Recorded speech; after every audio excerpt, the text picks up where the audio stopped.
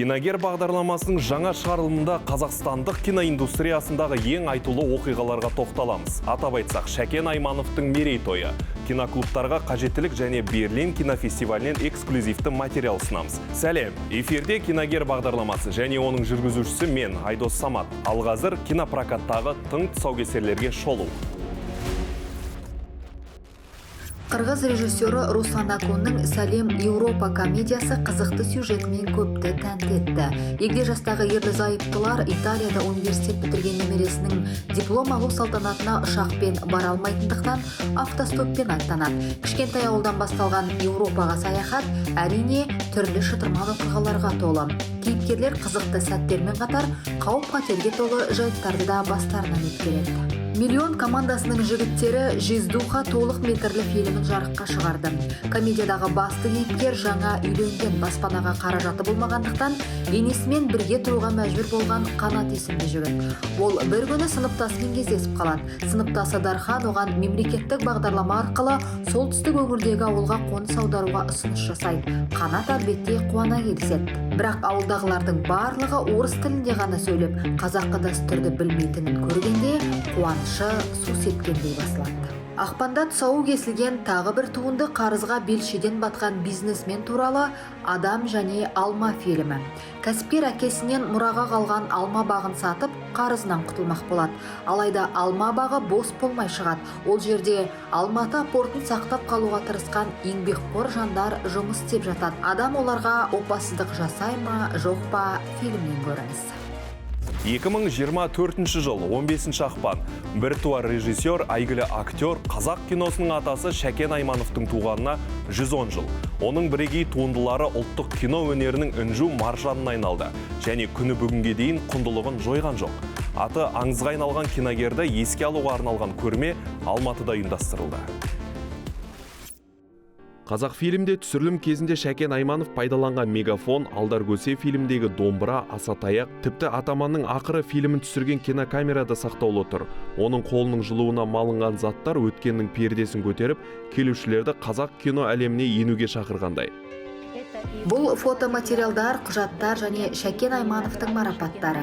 Әрине, мұражай мәдени мекеме ретінде, сондай-ақ ғылыми мәртебесі бар мекеме ретінде бүгінде Қазақстан өнеріндегі осындай маңызды бағыттың бастауында тұрған Шәкен Аймановтың тарихи және мәдени мұрасын үлкен қызығушылықпен зерттеп жатыр. Шәкен Айманов шығармашылық жолын 19 жасында бастаған. Қазақ драма театрында 100-ден астам рөл ойнап, спектакльдер қойды. Кинематографиялық мансабын бір уақытта дерлік бастады. Біздің сүйікті дәрігер, тақиялы періште, туған жер, Атаманның ақыры фильмдері кеңінен танымал болып, ұлттық кинематографияның алтын қорына енді. Кейбірінде маэстро басты рөлді өз ойнады. Шәкен Айманов шетелде өнер көрсетті. Ағылшын сахнасында Шекспир қазақ тілінде орындалды. Әріптестері мен достары үшін Шәкен аға бәріне үлгі болды. Бұл жайында шәкірттері осылайша еске алады. Шәкен ағаның қолы кең, пейілі кең адам болатын. Шашып төгіп жүретін. Маңайында топырлап біз жүретінбіз. Әй, бұлай басың бұлай қарай кетіп қалса, әй, қалқан құлақ, әй, жина жігіттеріңді. Жүрсін бізбен бірге деп баяғы. Сондай кең пейіл адам еді, ұстаз болатын. Онан кейін барып бұл кісінің екі қасиетін көп жұрт біле бермейді. Бұл кісі ақындығы бар болатын. Онан кейін мына музыка жағын өте жақсы түсінген адам. Композиторлығы да бар деген сияқты. Оның барып жаңағы импровизация дейміз, сенде жаңағы ойдан шығару ақындық қасиеті бар болатын ол кісінің. Сондықтан анау әке туралы жыр деген өлең бар ғой. Сонда анау ассалаумағалейкум, асыл әкем деген сөзді ол Шәкен аға жазған. Шәкен Аймановтың құрметіне Алматыдағы басты қазақстандық киностудия, сондай-ақ кейбір қалалардағы көшелер оның есімімен аталады. Ал мерейтойлық күндерде фестивальдер, көрмелер мен шығармашылық кездесулер өтеді. Кино қалың бұқараға деген ұран кеңес кезінен бастау алды. Әлі де өзектілігін жойған жоқ. Неге десеңіз, отандық киноны қолдау үшін киноклубтарға топтасатын жандар аз емес. Біздің келесі сюжет сондай өнер жанашырларына арналады. 2 ақпан күні Астанада Шарипа Оразбаеваның Мариям фильмінің көрсетілімі өтті. Фильм 2019 жылы шынайы оқиғаға негізделген және халықаралық кинофестивальдерде кеңінен танымал болған туынды. Шоудың бастамашысы, кинолекция авторы және жүргізушісі Евгений Лумпов болды. Мен көрсеткім келген фильмдердің бірі ол Мариям фильмі. Міне 5 жыл өтті, ал картина әлі күнге дейін менің көз алдында. Көрермендердің қызығушылығы мол. Мен оны сездім. Ақпан айында фильмді міндетті түрде көрсетуім керек деп өзіме мақсат қойдым. Евгенийдің айтуынша елордалық кинолекциялар мен киноклубтар танымал бола бастады. Көрермендер отандық авторлық киноны жасаушылармен бірге тамашалайды. Ол туралы кеңінен тоқталып, әсерлерімен бөліседі. Біздің басты міндетіміз бұл аудиторияны шоғырландыру ғана емес, оларға Астана киноны жақсы көретін қала екенін көрсету. Мен енді мысалы Франция елінде немесе өзге де шет елдерде авторлық фильмдердің кинотеатрлары бар.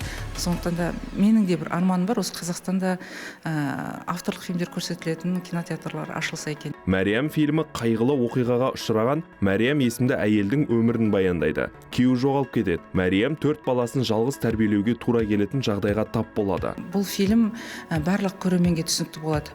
Ол ең алдымен бұл жерде шынайы оқиғаға жасалған, сонымен қатар бұл жерде ешқандай жасандылық жоқ, бұл жерде ешқандай актерлар ойнамайды. Бұл жердегі фильмдегі барлық актерлардың бәрі, барлық кейіпкерлердің бәрі ол шынайы өмірдегі адамдар. Меруерттің оқиғасы фильмнің кейіпкері өмірде осылай аталады. Шынымен де драмалық киноның канондары бойынша дамыды, бірақ жанр заңы бойынша соңы бақытты аяқталды. Мемлекет басшысы Қасым-Жомарт Тоқаев әйелге қиын жағдайда көмектесуді тапсырды.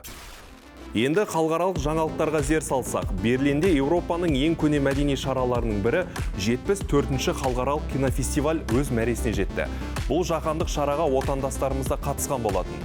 Олай болса, эксклюзивті материалға назар аударыңыз. Берлинале деп те аталатын Берлин кинофестивалі әлемдегі ең беделді кинофестивальдердің бірі болып табылады. Осы күндері ол өз жұмысын аяқтады, ал қазылар алқасы жеңімпаздардың есімдерін жариялады. Алтын аю басты сыйлығы француздық Мати Диоптың фильміне тиесілі болды. Ол Африкадағы Дагомея корольдігінің қазыналарын Бенин республикасына қайтаруға арналған фильм еді. Биылғы жылы жоғары бәсекелестік болды. Сонымен қатар Непалдан жіберілген фильм де ұсынылды. Оның қоюшы операторы қазақстандық Әзиз Жамбакиев болатын. Ол кезінде 2013 жылы Берлинде өз туындысымен Әміре Байғазиннің лентасындағы үйлесімділік сабақтары жұмысы үшін үздік көркемдік еңбегі үшін сыйлығын алған болатын. Биылғы жылы кино нарығы аясында Қазақстаннан бірқатар фильмдер ұсынылды. Режиссер Алина Мустафина кино нарығында «Пряники для ее отца», «Моего прадеда», «Ее деда» деректі картинасын ұсынды. Қазақстандық фильмдер туралы аз адам біледі, бірақ әлемге танымал болған есімдер қаншама. Ал Қазақстан дегенде Дәрежан Өмірбаевты бәрі еске алады. Фархат Шариповты айтпасқа келмес. Бірнеше жыл бұрын Берлиналдағы үйлесімділік сабақтарының сәтті кезі көз алдымызда. Еуропалық аудиторияның орталық Азия жобаларына деген қызығушылығы жыл сайын артып келеді. Қазақстан ұсынған фильмнің продюсері Еркежан Мақсұт Еуропамен берік ынтымақтастықпен жаңа мүмкіндіктерге үміттенеді. Жыл сайын Еуропаның халықаралық кинофестивальдерінде және біздің режиссерлеріміз түрлі картиналар ұсынады, жүлделі орындарға ие болады. Әрине біздің фильмдерді фестиваль таңдаушылары немесе сала мамандары ғана емес, көрермендер де күтеді. Кинофестивальдағы жетістіктер мұнымен шектелмейді. Отандық Айқай көркем фильмі халықаралық Азия фильмдері кинофестивалінде гран-приге ие болды. Режиссер Кенжібек Шайқақовты айтулы жеңісімен құттықтаймыз және кәсіби биік белестерді бағындыра беруіне тілектеспіз. Ал қазір жуырда көрерменге жол тартатын отандық кино туындыларға кезек берейік. Наурыздағы кинопрокаттың басында «Алматы, мен сені сүйемін» фильмі тұр. Фильм қазақстандық кинода сирек кездесетін киноальманах форматында түсірілген.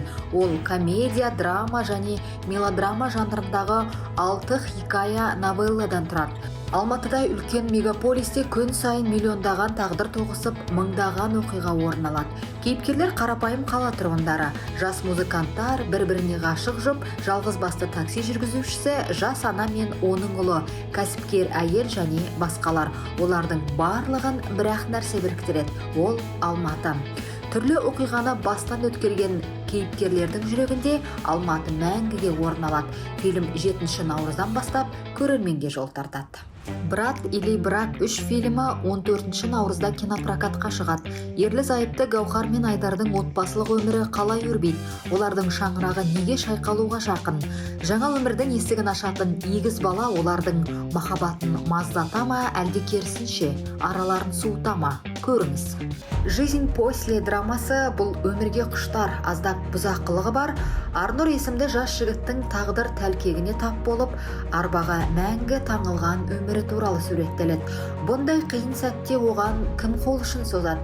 Жас жігіт мүлде басқаша өмір сүруге бейімделе ала ма? Күш қуатты кімнен алады?